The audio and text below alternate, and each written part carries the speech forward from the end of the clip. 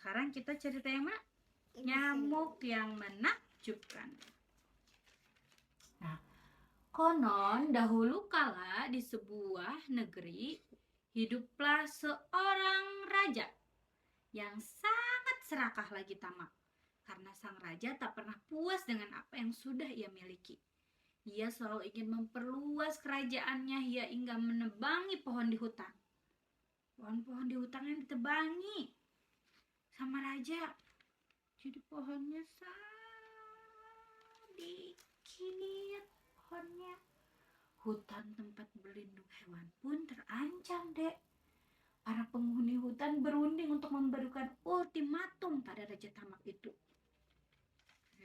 Kita harus bekerja sama untuk membalas perbuatan raja serakah itu. Kalau tidak, di mana lagi kita akan tinggal dan mencari makan? Kata singa. Terus, ketika semua binatang sedang bermusyawarah, mematangkan rencana, tiba-tiba nyamuk menyumbang ide. Aku bersedia menjadi sukarelawan untuk menghentikan kesombongan Raja Tamak itu, teriaknya.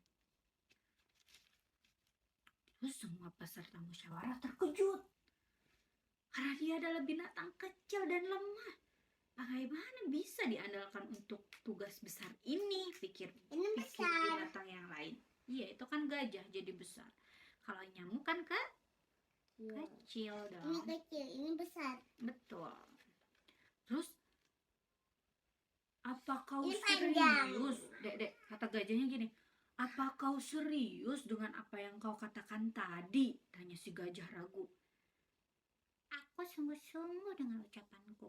Aku tidak takut sama sekali menghadapi Raja Tamak itu, jawab nyamuk. Yakin sekali. Terus, bukankah kita tidak boleh meragukan kemampuan siapapun, termasuk nyamuk sekalipun? Kita tidak pernah tahu strategi apa yang sudah dirancang oleh nyamuk, ujar jerapah. Jerapahnya bilang kayak gitu, Dek. Itulah kenapa kita selalu diperlakukan seenaknya oleh kaum manusia, terutama Raja Tamak itu, karena kita tidak pernah bisa bersatu melawan mereka. Dek, tidak bisa bersatu lawan-lawannya.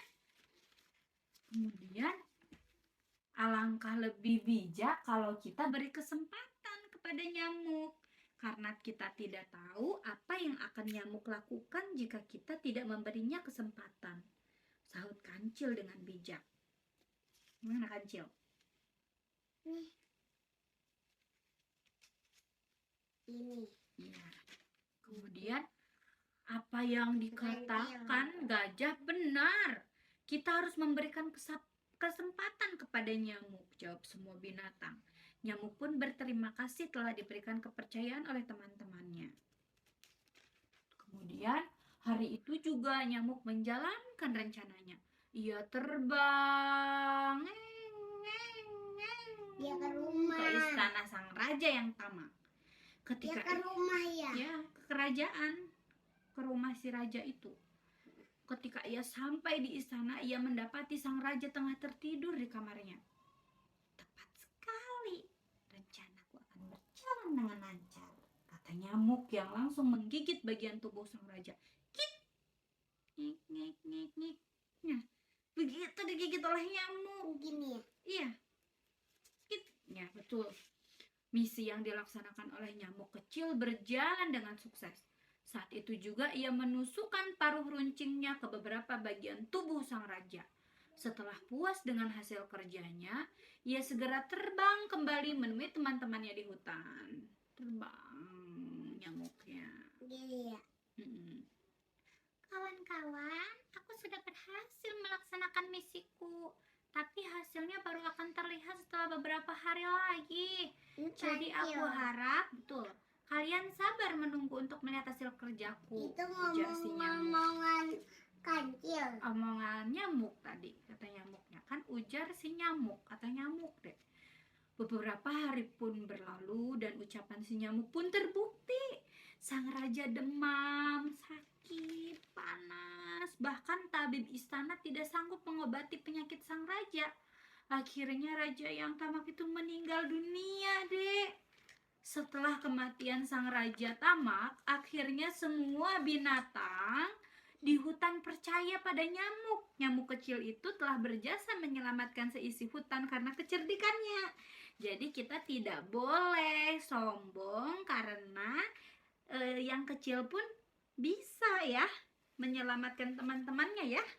Tidak harus yang besar ya. Nah, sekarang udah ya?